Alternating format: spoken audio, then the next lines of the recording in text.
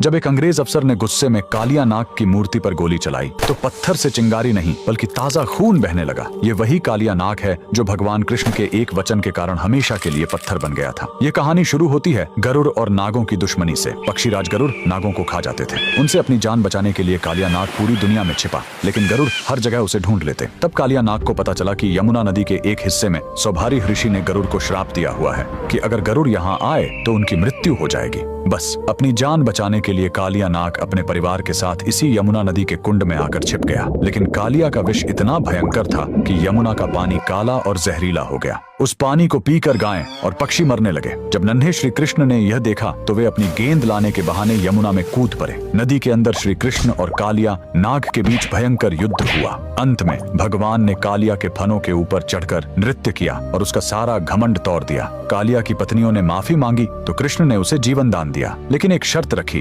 तुम्हें अभी इसी वक्त यमुना छोड़कर वापस समुद्र में जाना होगा। जाते समय भगवान ने उसे एक चेतावनी दी, जाते समय पीछे मुड़कर मत देखना, वरना जहाँ देखोगे वहीं पत्थर के हो जाओगे। कालिया नाग अपने परिवार के साथ निकल पड़ा, लेकिन जैसे ही वह ब्रज की सीमा पर स्थित जैत गांव के पास पहुंचा, उसके मन में एक बार फिर वृंदावन को देखने का मोह जाग उठा। उसने सोचा एक आखिरी बार देख लूं, और जैसे ही उसने पीछे मुड़कर देखा, श्री कृष्ण के वचन अनुसार वह तुरंत वहीं पत्थर की मूर्ति में बदल गया। कहा जाता है कि उसकी पूंछ आज भी जैत गांव के जमीन के नीचे से लेकर वृंदावन तक फैली हुई है। सदियों बाद जब भारत में अंग्रेजों का राज्य आया तो उन्हें इस कहानी पर विश्वास नहीं हुआ। सच्चाई जानने के लिए एक अंग्रेज अफसर ने मूर्ति के आसपास खुदाई शुरू करवाई, लेकिन खुदाई का कोई अंत ही नहीं मिल रहा था। झल्लाहट और गुस्से में आकर उस अफसर ने अपनी बंदूक निकाली और कालिया नाग की पत्थर की मूर्ति पर गोली चला दी। तभी पत्थर के उस घाव से खून की धारा फूट पड़ी। ये चमत्कार देखकर अंग्रेजों की रूह कांप गई और वे वहां से दुम दबाकर भाग खड़े हुए। आज भी जैत गांव में वह मूर्ति मौजूद है। कमेंट्स में जय श्री कृष्णा जरूर लिखें।